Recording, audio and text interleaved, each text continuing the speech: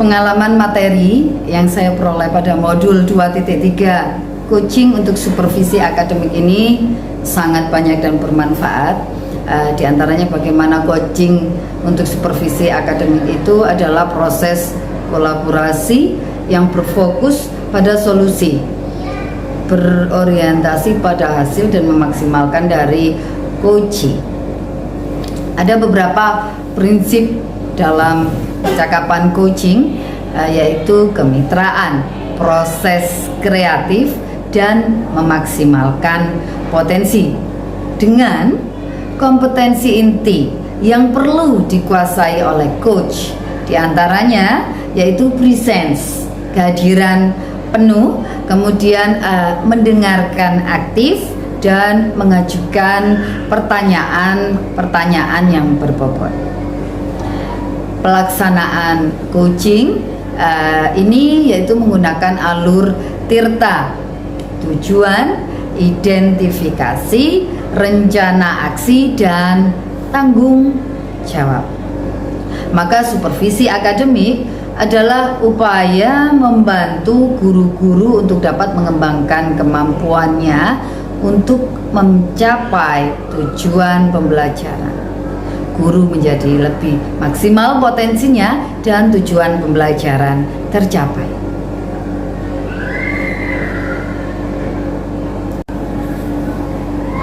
Emosi yang saya rasakan beragam.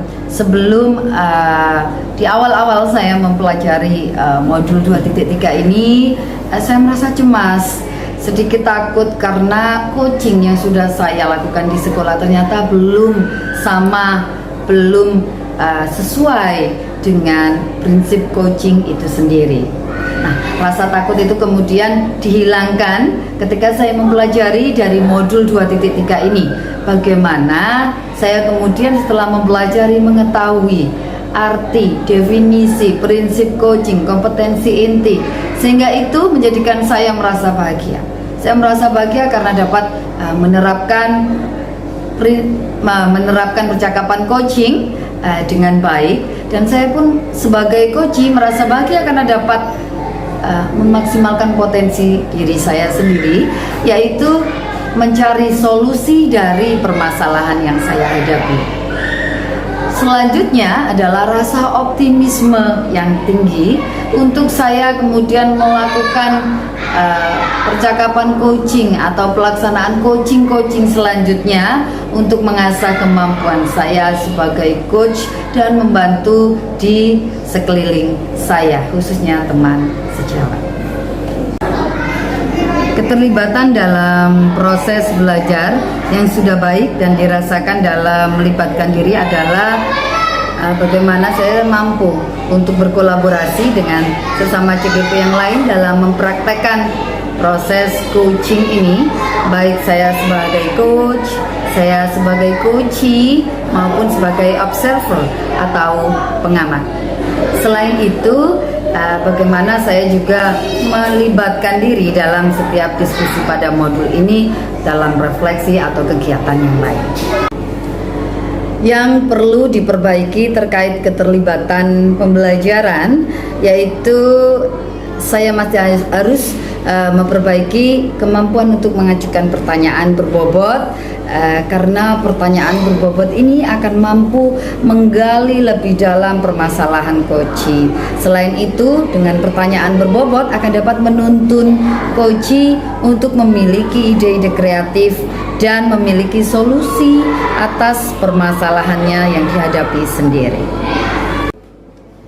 Keterkaitan terhadap kompetensi dan kematangan pribadi setelah mempelajari modul 2.3 ini, tentunya saya dapat memanajemen diri dari segala asumsi-asumsi yang biasanya timbul dari benak saya saat ada rekan atau murid ketika mengeluhkan permasalahannya kepada saya.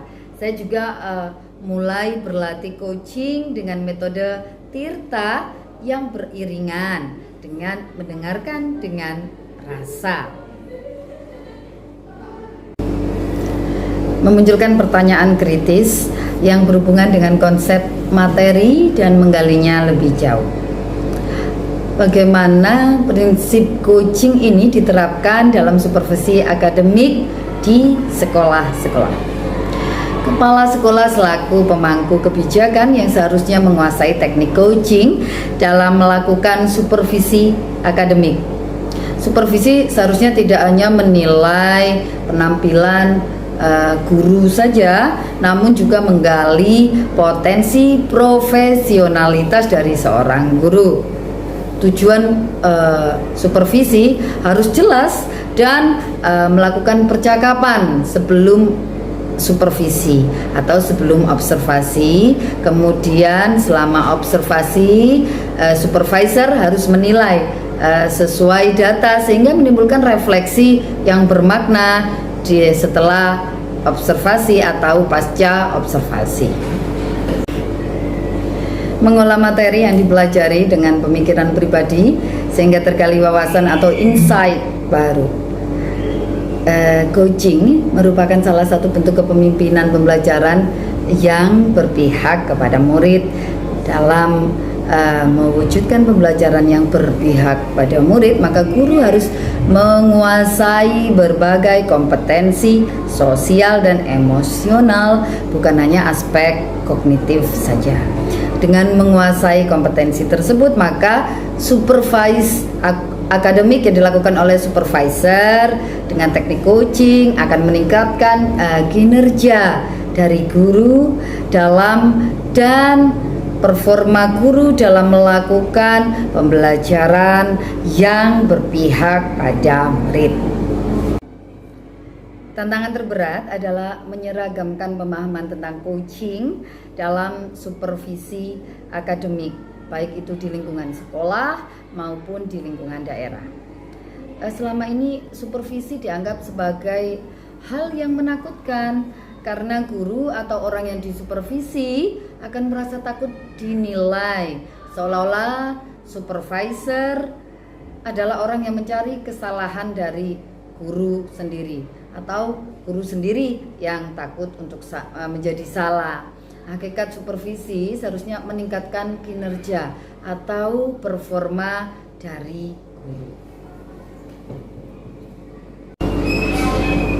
Solusi yang ditawarkan ada beberapa, yaitu yang pertama melakukan sosialisasi mengenai hakikat dari supervisi akademik yang untuk meningkatkan atau memaksimalkan potensi guru, meningkatkan performa guru itu yang seperti apa. Kemudian yang kedua yaitu memberikan memberikan contoh praktek coaching yang baik kepada murid maupun kepada rekan sejawat.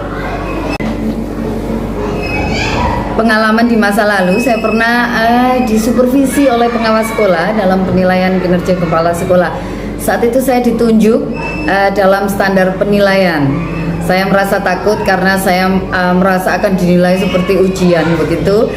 Kegiatan supervisi ini dilakukan langsung observasi tanpa ada pembicaraan sebelumnya atau pra observasi.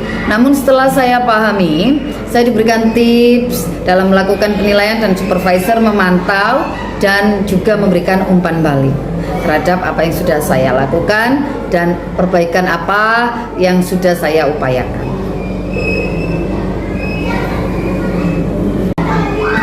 Penerapan di masa mendatang yaitu supervisi akademik haruslah meningkatkan performa guru dalam melakukan pembelajaran yang berpihak pada murid. Supervisi akademik dengan proses coaching menerapkan 3 prinsip, yaitu asas kemitraan, proses kreatif, dan memaksimalkan potensi. Praktik baik atau konsep yang dilakukan dari modul lain yang sudah saya pelajari mulai dari modul 2.1 dalam melaksanakan pembelajaran berdiferensiasi yang berpihak pada murid sesuai dengan filosofi Ki Hajar Dewantara, maka guru harus menjalankan coaching dalam menemukan gaya belajar murid agar sesuai dengan kebutuhannya. Murid akan dapat maksimal dalam menggali potensinya jika belajar sesuai dengan gaya belajarnya sendiri. Pada modul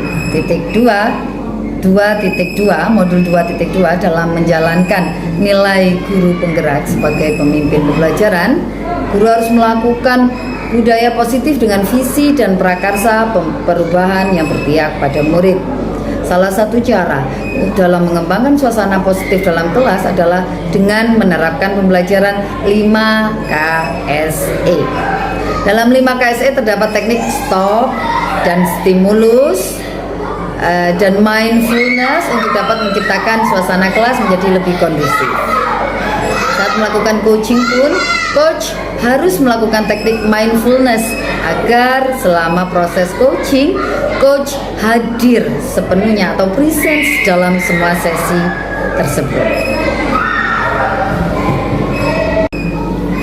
Dalam mempelajari coaching untuk supervisi akademik ini, banyak sumber yang bisa saya gunakan di luar modul PGP.